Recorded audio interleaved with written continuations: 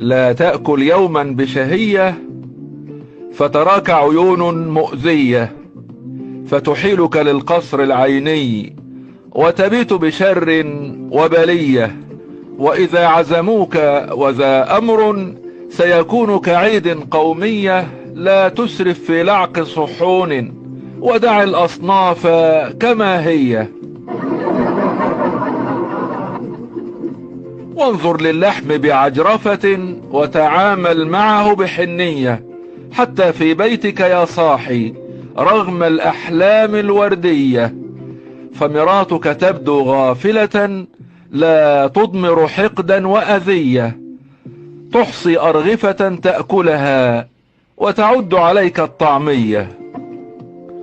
وعيالك رغم الأندوم وكياس الشبس المخفية ترتجف قلوب مشاعرهم إن كلت بنفس وشهية.